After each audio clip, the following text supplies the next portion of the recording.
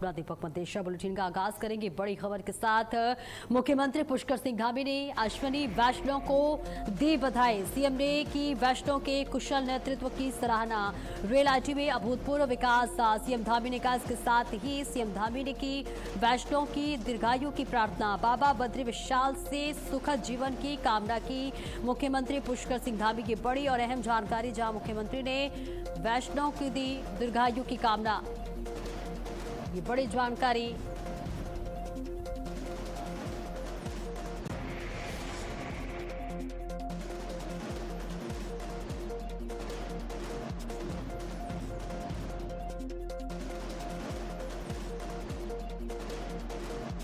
जानकारी आप तक पहुंचा रहे, जहां केंद्रीय मंत्री अश्विनी वैष्णव का जन्मदिन है और जन्मदिन के मौके पर देश भर से उन्हें बधाइयां मिल रही है। सुबह प्रधानमंत्री नरेंद्र मोदी ने भी सोशल मीडिया के जरिए केंद्रीय मंत्री को उनके जन्मदिन की बहुत बहुत शुभकामनाएं दी। इसके साथ ही तमाम दिग्गज नेताओं ने वैष्णव को उनके जन्मदिन के मौके पर बहुत शुभकामनाएं और बधाई दी। और इस बीच मुख्यमंत्री पुष्कर सिंह धामी ने भी वैष्णव को जन्मदिन पर बहुत बहुत बधाई और शुभकामनाएं की। और इसके साथ ही साथ उनके किए गए तमाम कार्यों की भी सराहना करते हुए मुख्यमंत्री पुष्कर सिंह धामी नजर आए। रेल आईटी में अभूतपूर्व विकास हुआ, सीएम धामी ने कहा। इसके साथ ही साथ तमाम बातों का जिक्र करते हुए मुख्यमंत्री पुष्कर सिंह धामी नजर आए। तस्वीर आप तक साझा कर रहे हैं, जहां सीएम धामी ने अश्विनी वैष्णव को उनके जन्मदिन के मौके पर बधाई और शुभकामनाएं दी। साथ ही साथ उनके उत्तम स्वास्थ्य की भी कामना करते हुए नजर आए।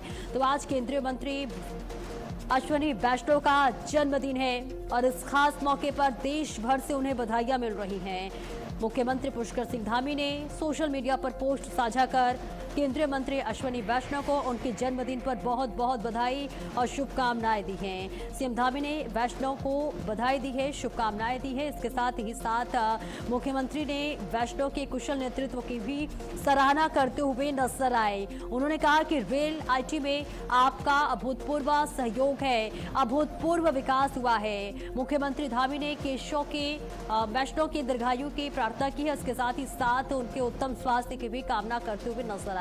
बाबा बद्री विशाल से उनके सुखद जीवन की भी कामना करते हुए नजर आए। तो आज केंद्रीय मंत्री का जन्मदिन है, जहां पर केंद्रीय मंत्री अश्विनी वैष्णव का जन्मदिन है, जहां लगातार उनको जन्मदिन पर बहुत बहुत बधाई और संदेश मिलता हुआ नजर आ रहा है। देश के प्रधानमंत्री नरेंद्र मोदी ने सोशल मीडिया एक्स के जरिए पोस्ट साझा कर केंद्रीय मंत्री अश्विनी वैष्णव को जन्मदिन की बधाई, जिसके बाद लगातार ये सिलसिला जारी है। और अब बता दें कि मुख्यमंत्री पुष्कर सिंह धामी ने उन्हें जन्मदिन की शुभकामनाएं दी है। ऋषिकेश में त्रिवेणी घाट का होगा पुनरुद्धार, ये बड़ी जानकारी आप तक पहुंचा रहे हैं, जहां पुनरुद्धार के लिए 115 करोड़ रुपए स्वीकृत किए गए हैं, जहां सीएम धामी ने ट्वीट कर जानकारी दी है। घाट का आधुनिक सुविधाओं के साथ विकास किया जाएगा, धार्मिक पर्यटन को भी मिलेगी नई गति, मुख्यमंत्री धामी ने कहा। ये बड़ी और अहम जानकारी आप तक साझा कर रहे हैं, जहां मुख्यमंत्री पुष्कर सिंह धामी ने इस बात का जिक्र किया है। ऋषिकेश में त्रिवेणी घाट का पुनरुद्धार होगा, पुनरुद्धार के लिए 115 करोड़ रुपए स्वीकृत किए गए हैं। ये बहुत बड़ी पहल भी बताई जा रही है।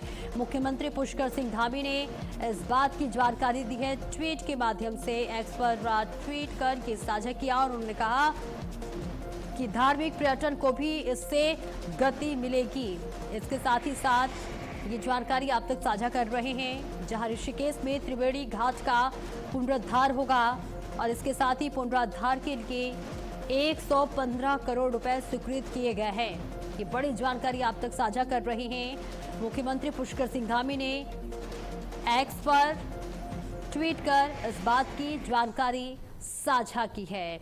तो देखिए, ये तस्वीर आप तक सामने आ गया है, जहां पर 115 करोड़ रुपए इसकी लागत बताई जा रही है, जहां त्रिवेणी घाट का पुनरुद्धार होगा। विकास की विरासत भी जो है एक थीम के तहत अब इस कार्य को किया जाएगा, जहां लगातार उत्तराखंड में विकास के काम हो रहे हैं। और अब देखिए 115 करोड़ रुपए कि त्रिवेणी घाट का पुनरुद्धार होगा, जिसकी जानकारी खुद मुख्यमंत्री पुष्कर सिंह धामी ने ट्वीट कर दी है।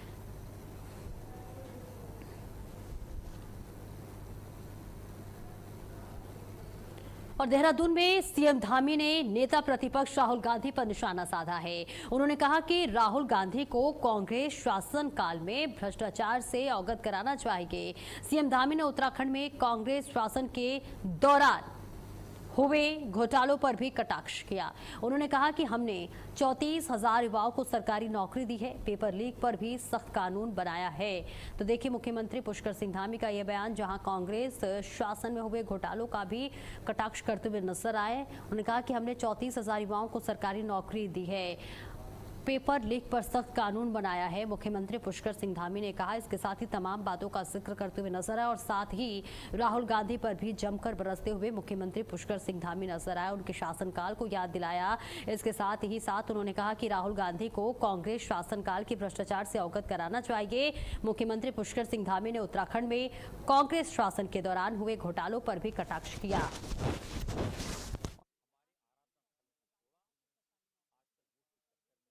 सख्त कानून बनाया है, तो कांग्रेस पर निशाना साधते हुए मुख्यमंत्री पुष्कर सिंह धामी नजर आए।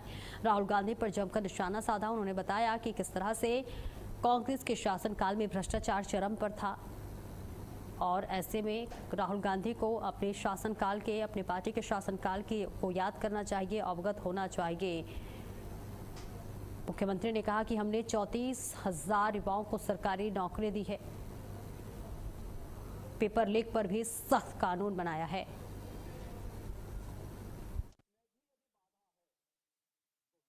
देखिए जब भी हम देवभूमि के अनुरूप कोई काम करते हैं तो कांग्रेस पार्टी के पेट में दर्द होने लगता है, उनके नेताओं के पेट में भी दर्द होता है, क्योंकि उन्होंने विकास की राजनीति नहीं करी, उन्होंने कभी न्याय की बात नहीं करी, उन्होंने कभी कानून की बात नहीं करी, कभी उन्होंने व्यवस्था को बनाने का योगदान नहीं दिया। वो हमेशा व्यवस्था को बिगाड़ते रहे कि भाई आप लाउड स्पीकर बजाएंगे। लाउड स्पीकर दूसरों को सुनाने के लिए होता है कि स्वयं के लिए होता है? दूसरे लोग, बच्चों के एग्जाम चलते हैं, पढ़ाई करते हैं, लोग अपने काम करते हैं, उन सबका डिस्टरबेंस होता है। कानून अपना काम कर रहा है। हम समान नागरिक संहिता का कानून देवभूमि में लागू करते हैं, पूरे देश और दुनिया के लोग हमको सराहना करते हैं, हमारी पीठ थपथपाते हैं, तब भी कांग्रेस पार्टी के पेट में दर्द होता है। हम यहाँ पर दंगा रोकने का कानून बनाते हैं तो उनके पेट में दर्द होता है। हम अवैध अतिक्रमण पर कार्रवाई करते हैं तो उनके पेट में दर्द होता है। हम धर्मांतरण का कानून लागू करते हैं तो उनके पेट में दर्द होता है। हम जो है राज्य के जो मदरसा बोर्ड को समाप्त करके सभी बच्चों के लिए आधुनिक शिक्षा का प्रबंध करते हैं, शिक्षा का अल्पसंख्यक शिक्षा में प्राधिकरण बनाते हैं, तो उसमें भी उनके पेट में दर्द होता है। तो जब भी हम व्यवस्था बनाने की बात करते हैं, क्योंकि वो हमेशा वोट बैंक के लिए काम करते रहे हैं, वोट बैंक उनको दिखाई देता है, उनको राज्य का हित नहीं दिखाई देता है, राष्ट्र नीति नहीं दिखाई देती है, लोकहित नहीं दिखाई देता है, और हम लोकहित को प्राथमिकता देते हैं। जो लोकहित का काम होगा, जो देवभूमि के अस्तित्व के साथ किसी भी प्रकार का कोई समझौता नहीं किया जाएगा, यहाँ का देवत्व किसी कीमत पर समाप्त न हो।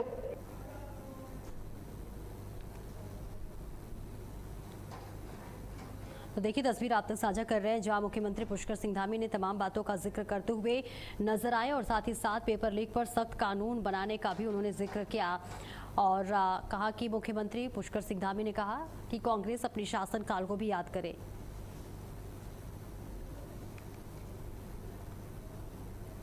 और आगे बढ़ते हैं, उत्तराखंड के एमएसएमई के कैबिनेट मंत्री भरत सिंह चौधरी ने रुड़की के माटी कला बोर्ड के प्रशिक्षण केंद्र में आयोजित कार्यक्रम में हिस्सा लिया।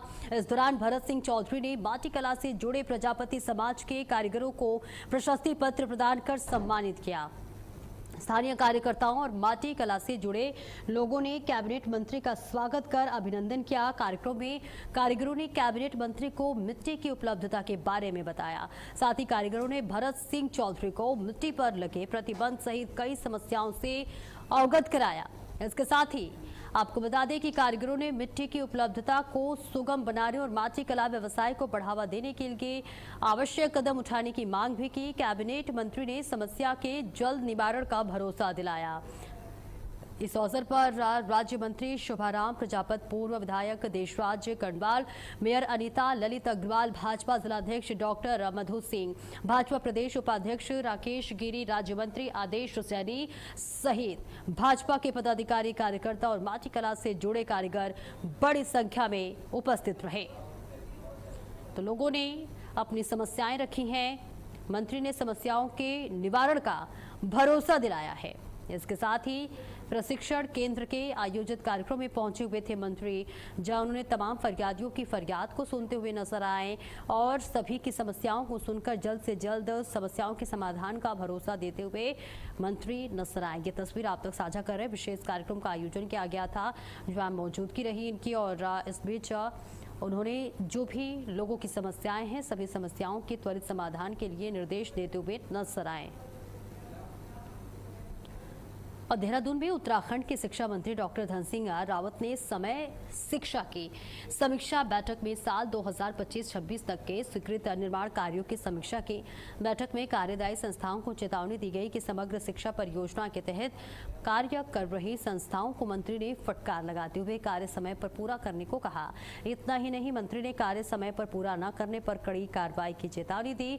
इसके साथ ही परियोजना के अंतर्गत जो निर्माण कार्य अभी तक शुरू नहीं हो पाए हैं, उनको शीघ्र शुरू करने के लिए निश्चित समय सीमा के भीतर पूरा करने को भी कहा। बैठक में विद्यालयी शिक्षा महानिदेशक आकांक्षा कोंडे, अपर परियोजना निदेशक समग्र शिक्षा एवं निदेशक प्राथमिक शिक्षा के एस रावत, उप राज्य परियोजना निदेशक पलवीर लैन, इसके साथ ही अजित भंडारी, प्रद्युमन सिंह राव सहित अन्य विभागीय अधिकारी मौजूद रहे। तो सभागार में समग्र शिक्षा की समीक्षा बैठक आयोजित की गई है। डॉक्टर धन सिंह रावत ने इस बैठक की अध्यक्षता की है, जहां कार्यदायी संस्थाओं को चेतावनी दी गई है। आपको बताते चले, निर्माण कार्यों के शुरू न होने पर नाराजगी जताई गई है। इस बीच ये तस्वीर आप तक साझा कर रहे हैं। सभागार में समग्र शिक्षा समीक्षा बैठक हुई है और इस बैठक में डॉक्टर धन सिंह रावत ने इसकी अध्यक्षता करते हुए नजर आए। इसके साथ ही सख्त चेतावनी भी दी गई है। तो तस्वीर आप तक साझा करें, जहां विशेष कार्यक्रम का आयोजन किया गया था। डॉक्टर धन सिंह रावत इस कार्यक्रम में शामिल हुए और सख्त हिदायत देते हुए भी नजर आए। इसके साथ ही तमाम बातों का जिक्र करते हुए नजर आए, जिसकी तस्वीर आप तक साझा कर रहे हैं। इस दौरान तमाम अधिकारी मौजूद रहे। और मसूरी के नगर पालिका परिषद की बोर्ड बैठक में यूएमपीजी कॉलेज के प्रांतीयकरण का प्रस्ताव बहुमत की पारित कर शासन को भेजने का निर्णय लिया गया है। बैठक में पूर्व प्रशासक के कार्यकाल में करोड़ों रुपए खर्च कर शुरू की गई गोल्फ कोर्ट और शटल सेवा पर जमकर सवाल उठे। सभासद पवन तलवार और जसबीर कौर ने आरोप लगाया है कि करोड़ों रुपए खर्च होने के बावजूद दोनों योजनाएं बंद पड़ी हैं। सभासदों ने पूरे मामले की उच्च स्तरीय जांच कर जिम्मेदार अधिकारियों के खिलाफ कार्रवाई की मांग की है। बोर्ड बैठक में शिक्षा विकास कार्यों और वित्तीय पारदर्शिता के मुद्दों पर भी तीखी बहस पूरी समय चर्चा का विषय बनी रही, केंद्र बनी रही।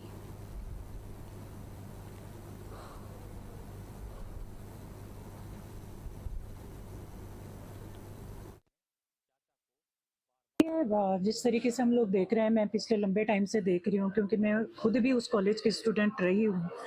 तब की और आज की जब हम पढ़ाई की स्थिति हम लोग देखते हैं तो बिल्कुल बहुत डाउन हो चुकी है। वहाँ के टीचर्स की राजनीति, यहाँ के लोकल नेताओं की राजनीति उस कॉलेज को लेकर के, तो मुझे लगता है कि पिछले 5 वर्ष से तो उस कॉलेज का बहुत ही बेड़ा गर्क हुआ है। और देखिए, हमको राजनीति करने के लिए बहुत सारे मंच मिल जाएंगे, लेकिन बच्चों की शिक्षा की जहाँ तक बात है, मुझसे किसी तरीके का खिलवाड़ मैं बर्दाश्त नहीं कर सकती हूँ। इसलिए मेरा ही नहीं, पूरे बोर्ड का ये मानना है कि उस कॉलेज का प्रांतीयकरण होना चाहिए, ताकि वहाँ जो जिस तरीके से लोकल राजनीति होती है वो भी खत्म हो जाए और जो टीचर्स की जो मोनोपोली वहाँ पे रहती है वो भी खत्म हो जाए। दूसरा, वहाँ पर जो है लेक्चरार हैं, उनका यहाँ से तबादला नहीं हो पा रहा था, क्योंकि उससे बहुत ज़्यादा राजनीति हो रही थी। और कई हमारे संविदा कर्मी हैं वहाँ पर, तो उनका भी नियमितीकरण हम नहीं कर पा रहे थे कि तो सरकार के अगर अंतर्गत हो जाते हैं तो सरकार उनको जो है उनको संविदा से हटाकर उनका नियमितीकरण कर सकती है। तो इससे और सब्जेक्ट्स भी वहाँ पर आ सकते हैं, क्योंकि वहाँ पर अभी सिर्फ बीए और एमए ही ऐसे ही है, कुछ ज़्यादा सब्जेक्ट नहीं है। तो अगर वो शिक्षा विभाग के पास चला जाएगा तो शिक्षा विभाग वहाँ पर हो सकता है उसको प्रोफेशनल कुछ सब्जेक्ट भी ले आए, जैसे जिससे कि बच्चों को जैसे एमबीए है, बीबी है, इस तरह के सब्जेक्ट भी वहाँ पर आ सकते हैं। क्योंकि कॉलेज के हित के लिए ये कार्य किया गया है और कॉलेज में जो ये आलतू फालतू की राजनीति, पढ़ाई का जो माहौल ख़राब हो रहा था उसको देखते हुए और कॉलेज में अच्छे अच्छे सब्जेक्ट आए, कॉलेज में जो छात्रों की घटती हुई संख्या को देखते हुए ये निर्णय लिया गया। चाहे अधिकारी हो, चाहे किसी भी स्तर का अधिकारी हो, जनता का पैसा तो जनता का पैसा है ना। और कांवड़ यात्रा के दौरान डीजे को लेकर उठ रहे सवालों पर उत्तराखंड के परिवहन मंत्री प्रदीप बत्रा ने बयान दिया है। उन्होंने स्पष्ट किया है कि भजन कीर्तन और भगवान शिव की आराधना हमारी परंपरा का हिस्सा है, लेकिन अत्यधिक तेज आवाज वाले डीजे जिनमें कि लोगों को परेशानी हो या फिर सड़क सुरक्षा प्रभावित हो, उन्हें अनुमति नहीं दी जाएगी। तो देखिए, यात्रा सुगम और यादगार बना रहे। कांवड़ यात्रा में डीजे परिवहन मंत्री का ये पूरा बयान सामने आया है। उन्होंने कहा है कि भगवान शिव की आराधना हमारी परंपरा का हिस्सा है।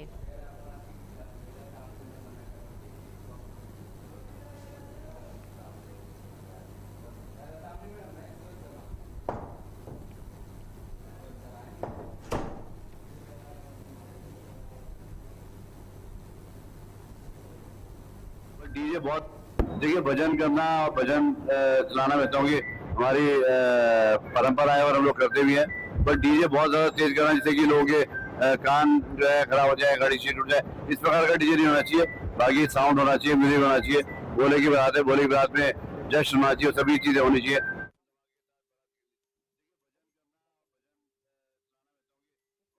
और इस बीच देहरादून से बड़ी खबर आपको दे दी, जहां आज कक्षा 12वीं तक के सभी स्कूल बंद हैं। भारी बारिश के लिए अलर्ट जारी किया गया है, जिसके बाद स्कूल बंद कर दिया गया है। जिलाधिकारी ने जारी किया है आदेश, एमडी ने जारी किया था ऑरेंज अलर्ट। ये बड़ी और अहम जानकारी आप तक साझा कर रहे हैं, जहां जिलाधिकारी के निर्देश के बाद से स्कूल को बंद कर दिया गया है। 12वीं के स्कूल को बंद कर दिया गया है। तेज बारिश के लिए आईएमडी ने ऑरेंज अलर्ट जारी किया है, जिसके बाद ये बड़ा फैसला लिया गया है और कक्षा 12 तक के सभी स्कूल आज बंद कर दिए गए हैं। भारी बारिश के बाद ये बड़ा फैसला लिया गया है। मौसम विभाग ने ऑरेंज अलर्ट जारी किया है, जिसको देखते हुए 12वीं तक के क्लास को आज बंद कर दिया गया है। स्मिता हमारी सहयोगी ज्यादा जानकारी के लिए हमारे साथ जुड़ रही हैं। स्मिता, अभी क्या कुछ स्थिति है मौसम का, क्योंकि देखिए मौसम विभाग ने ऑरेंज अलर्ट जारी किया है।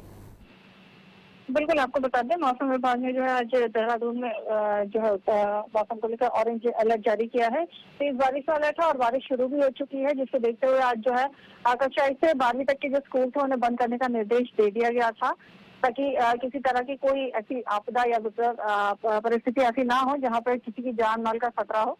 इसी को देखते हुए जो है वो आज स्कूलों को बंद करने का जो है आदेश जारी कर दिया गया था। और येलो अलर्ट के चलते लोगों को भी ये अपील की गई है कि आवश्यक ना हो तो वो अपने घरों से बाहर ना निकले, क्योंकि तेज बारिश है और ऐसे में आकाशीय बिजली भी गिर सकती है, ओले भी गिर सकते हैं। तो ऐसी स्थिति में जल भराव हो सकता है, तो लोग अपने घरों में सुरक्षित रहें, बेवजह घरों से बाहर ना निकलें। जी बिल्कुल, आप हमारे साथ बने रहिए। एक बड़ी खबर अपने दर्शकों तक पहुंचा दें, जहां बद्रीनाथ धाम में अवैध दर्शन पर बड़ी खबर सामने आई है। अनाधिकृत प्रवेश पर श्री बद्रीश पंडा पंचायत सख्त होता हुआ नजर आ रहा है। मामले में सीएम से की है कार्रवाई की मांग। ये बहुत बड़ी जानकारी आप तक साझा कर रहे हैं। ये बड़ी जानकारी, जहां बद्रीनाथ धाम में अवैध दर्शन पर बड़ी खबर सामने आई है। अनाधिकृत प्रवेश पर ये बड़ी जानकारी सामने आई और देखिए तस्वीर भी आप तक साझा कर रहे हैं। मामले में मुख्यमंत्री से कार्रवाई की मांग की गई है। अनाधिकृत प्रवेश पर श्री बद्रीश पंडा पंचायत सख्त होता हुआ नजर आ रहा है। और स्मिता, वापस से आपका रुख करूंगी। ये देखिए बड़ा एक तरह से मामला सामने आया है, जहां अनाधिकृत प्रवेश पर सीएम से कार्रवाई की मांग की गई है। तो चलिए वापस आपसे जोड़ने की कोशिश करेंगे, लेकिन इस बीच ये बड़ी जानकारी आप तक पहुंचा दे। इस पूरे मामले में मुख्यमंत्री से कार्रवाई की मांग की गई है। अनाधिकृत प्रवेश पर श्री बद्रीश पंडा पंचायत अब सख्त होता हुआ नजर आ रहा है और इस पूरे मामले पर मुख्यमंत्री से गुहार लगाई गई है, मुख्यमंत्री से कार्रवाई की मांग की गई है, जिसकी तस्वीर आप तक साझा कर रहे हैं। और चलिए स्मिता, वापस से आपका रुख करूंगी। अब इस पूरे मामले में देखिए अनाधिकृत प्रवेश पर श्री बद्रीश पंडा पंचायत सख्त होता हुआ नजर आ रहा है। मुख्यमंत्री से हस्तक्षेप की मांग की गई है। बिल्कुल, आपको बता दें, जिस तरह से बद्रीनाथ धाम में पहले तो बद्रीनाथ जो चढ़ावा था वो चोरी प्रकरण अभी सुलझा भी नहीं है, कि उसके बीच में वीवीआईपी दर्शन का भी मामला उठा था, जहां पर लोग वीवीआईपी और अवैध तरीके से जो है दर्शन करने के लिए एंटर करते थे गेट नंबर 2 से, जिस पर जो बद्री पंचायत है उन्होंने सख्त निर्देश दिए। उन्होंने सख्त एक्शन को लेकर मुख्यमंत्री से अपील की है कि इस तरह से दर्शन ना किए जाएं। लोग यहाँ आते हैं, श्रद्धालु यहाँ आते हैं तो सभी एक बराबर है, भगवान के दर पर आने वाले, और सभी जो नियम है उनके अनुरूप, जो अनुशासन है उसके अनुरूप भगवान के दर्शन करें, ना कि किसी को वीवीआईपी ट्रीटमेंट मिले या फिर अवैध तरीके से लोग यहाँ आकर दर्शन करें। जिसके लिए उन्होंने गेट नंबर 2 पर जो एंट्री कराई जाती थी उस पर उन्होंने सख्त रुख अपनाया और उन्होंने मुख्यमंत्री से इस पर हस्तक्षेप करने की जो है वो मांग की है कि मुख्यमंत्री इस पर अपना हस्तक्षेप करें और ऐसी चीजों को बंद करवाएं। बिल्कुल, ये एक सख्त कदम माना जा रहा है। बहुत बहुत शुक्रिया आपका स्मिता इस महत्वपूर्ण जानकारी के लिए। और इसी के साथ इस बुलेटिन में इतना ही। खबरों का सिलसिला लगातार जारी है।